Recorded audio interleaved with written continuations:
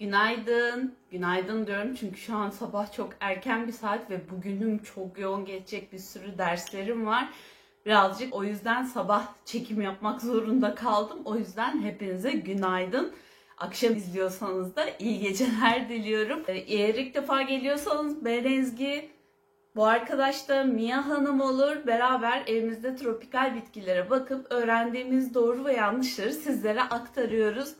Bu haftanın konusu olarak şimdi geçen hafta bir seradan bayağı uzak bir yerden Malatya tarafıydı yanılmıyorsam begonyalar satın aldım ve saksısız bir şekilde gönderildi. O videom anlamsız bir şekilde keşfete düştü, milyonlarca izlendi ve çok fazla aslında yorum da aldım. O yüzden bu hafta küçük bitkileri satın aldığımız zaman ne yapmamız gerekiyor, nasıl davranmamız gerekiyor onunla ilgili bilgi vermek istiyorum. Hadi başlayalım o zaman.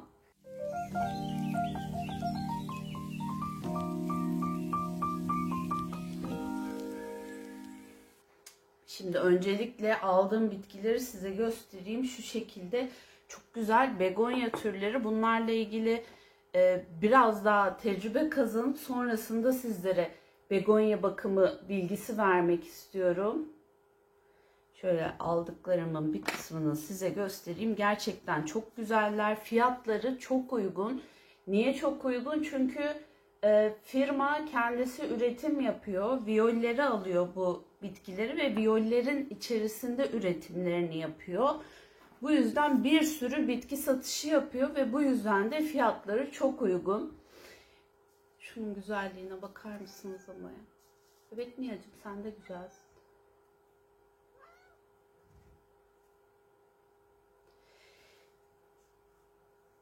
Şimdi bu bitkiler sera ortamında yetişiyor. Evet bizim büyük bitkilerimiz de çoğu sera ortamından geliyorlar ama Mia,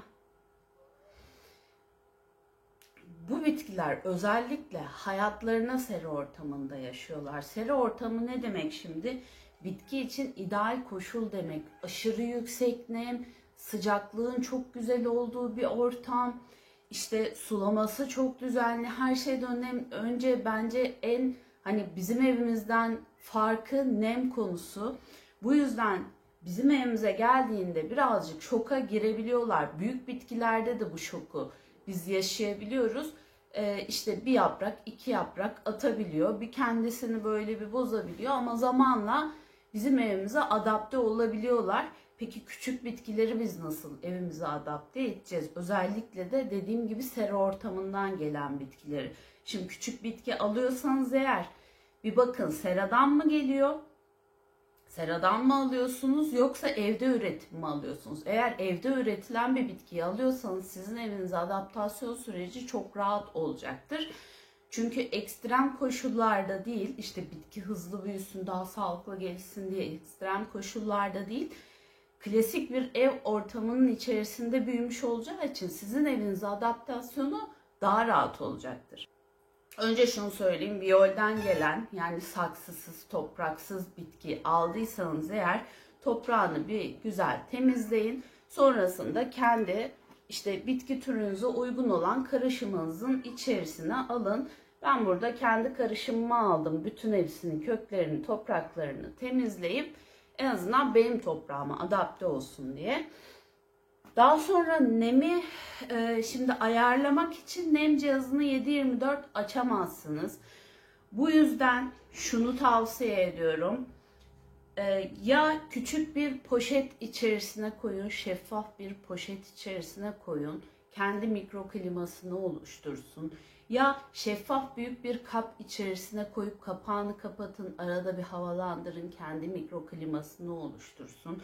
Ya koyabiliyorsanız işte bir cam fanusun içine koyun. Yani olabildiğince küçük, kapalı, nemi hapsedebileceği, nemi tutabileceği güzel bir ortam yaratın. Poşet bana daha mantıklı geliyor. Niye? Ya da bir işte kavanozun büyük bir şeyin içerisine koyup üstünü şeyle kapatabilirsiniz, streç filmle. Niye bana daha mantıklı geliyor? Şöyle, şimdi hava alsın diye o streç filme, poşete vesaire birkaç tane delik açabiliyorsunuz. Bunu yaptıktan sonra işte misal 3-5 gün mü geçti?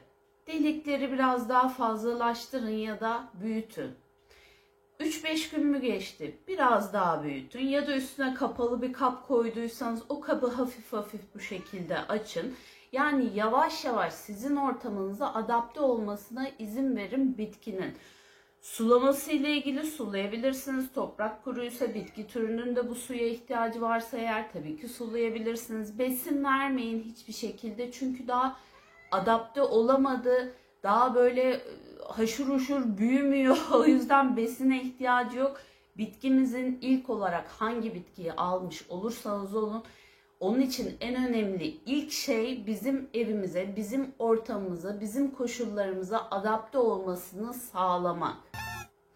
Bu kısmı lütfen unutmayın.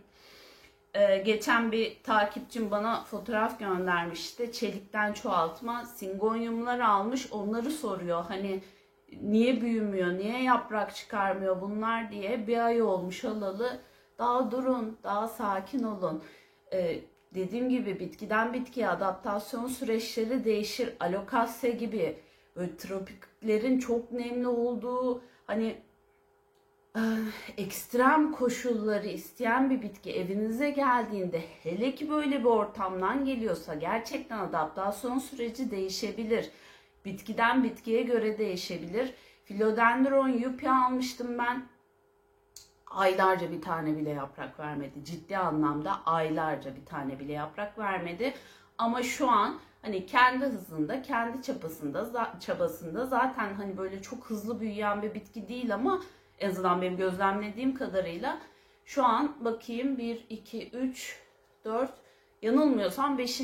yaprağını verme yolunda devam ediyor.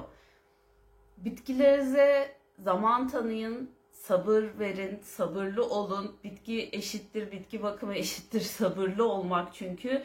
Dediğim gibi mini bitkilerde kayıplar olabilir. Zaten bu yüzden biraz fazla ucuzlar. Evet, büyük bir hevesle alıyoruz. Bir tane takipçim şey yazmış, çok hoşuma gitti. Hani satan kişi tam satıyor ama olayın farkında değil ama alan bizler çok heyecanlı bir şekilde alıyoruz bu bitkileri diye. Evet, kesinlikle öyle. Zaten biyolden çıkanların toprağını temizlediğinizde göreceksiniz çok küçücük bir kök yapısı var. Bitki için en önemli şey her şeyden önce toprağa tutunmak, o kök sistemini çok güzel bir şekilde büyütmek. Şimdi ben bu ufaklıklardan hiçbir şekilde yeni yapraklar böyle coşmasını bekleyemem. Niye? Bir, adapte olacak ortama. İki, önce bir toprağı tanıyacak, buraya köklerini yayacak. Bir bakayım ben neredeyim diyecek. Yerime ben tutundum artık. Evet, koşullarımı da sevdim dedikten sonra yeni yapraklar çıkartmaya başlayacak. Bu arada kupriya da aldım. Mesela benim için şu an en endişelendiğim burası. Bunda yaprağı da kopmuş. Kupriya aldım diyorum ya. Peperomia, şunu da göstereyim size. Net diyordur umarım. Işık çok az bugün. Yani aşırı hassas kök yapısına sahip olduğu için bunu kaybetme olasılığım çok yüksek. Begonyalarla ilgili daha henüz çok fazla bir şeyim yok, tecrübem yok. Zaten tecrübe olsun diye aldım. Umarım bunları yaşatırsam zaten bütün begonyaları yaşatırım diye düşünüyorum. Bilmiyorum çünkü dediğim gibi viyolden geldiler. Fidanlıktan, sera ortamından geldiler. Sabredin diyeceğim bir kez daha ve aklınıza takılan bir soru işareti varsa lütfen bununla ilgili bana soru sorun aşağıda. Videoyu beğendiyseniz beğenmeyi unutmayın. Bir sonraki videoda görüşmek üzere. Hoşça kalın.